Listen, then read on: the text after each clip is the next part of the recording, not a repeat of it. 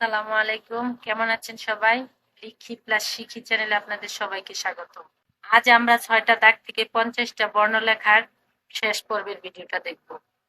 আজ আমরা দেখব এই ২টা দাগ থেকে কি কি বর্ণ লেখা যায়।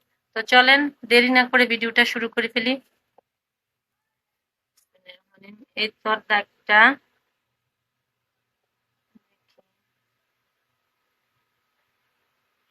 কলম না উঠিয়ে লিখবো আমরা। এই তো সুন্দর একটা বর্ণ।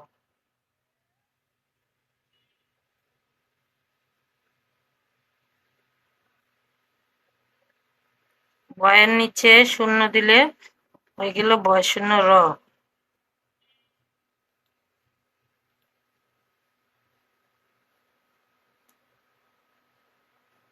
এই তো এগুলো ক।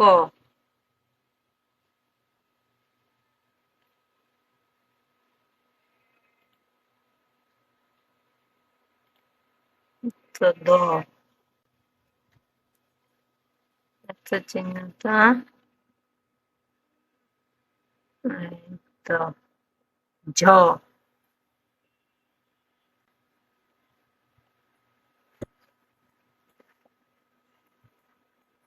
আরেকটা লিখবো, এটা হলো রি। এই তো রি এর মাত্রা হয় না, মাত্রা দিব না। একটা দাগ থেকে মোটামুটি একই ধরনের ৬টা বর্ণ হয়ে গেল। মানে একটা ইজি দাগ থেকে সুন্দর করে ৬টা বর্ণ লিখে ফেললাম। আর দেখি তো এই দাগটা একই শেপ, এটা এদিকে মুখটা ঘুরিয়ে দিব, এটা এদিকে, এটা এইভাবে উল্টা। এই তো দাগটা, এই তো কলম না উঠিয়ে তো এটা হলো অন্তস্তীয় জ।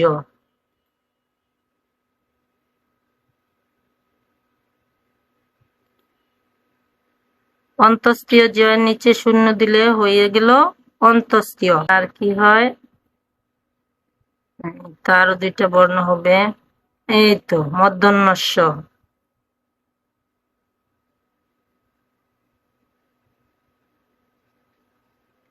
এখানে মাথা না লাগিয়ে একবার নিয়ে নিব। এটা হলো ফ। এই ফ এর মাথা আমরা এখানে লাগাবো না। তো এই দাগ থেকে সুন্দর সুন্দর 4টা বর্ণ হয়ে গেল। তাহলে আমরা এই 2টা দাগ থেকে 10টা বর্ণ শিখে ফেললাম। বাকি 6টা বর্ণ ব্যতিক্রম। এর মধ্যে যেমন এটা হলো খ। তারপর আরেকটা আছে কি ঘ, ঘড়ির ঘ। আর আরেকটা কি লিখবো আমরা, এই তো বৃত্ত, সার্কেলটা কলম না উঠিয়ে হয়ে গেল এই তো খণ্ডত। তারপরে হলো অনুসার, তারপরে বিসর্গ, তারপরে চাঁদের উপরে বিন্দু হয়ে গেল চন্দ্রবিন্দু। এই তো ৫০টা বর্ণ শেষ। আমরা যদি এইভাবে বাচ্চাদেরকে শিখাই তাহলে বাচ্চারা শিখেও মজা পাবে, প্রপার ওয়েতে বর্ণগুলি লেখা শিখবে, হাতের লেখাও সুন্দর হবে। তো ভিডিওটা ভালো লাগলে লাইক, কমেন্টস, শেয়ার করে পাশে থাকবেন। তো আজকের মতো এখানেই শেষ করছি। আল্লাহ হাফেজ, আসসালামু আলাইকুম।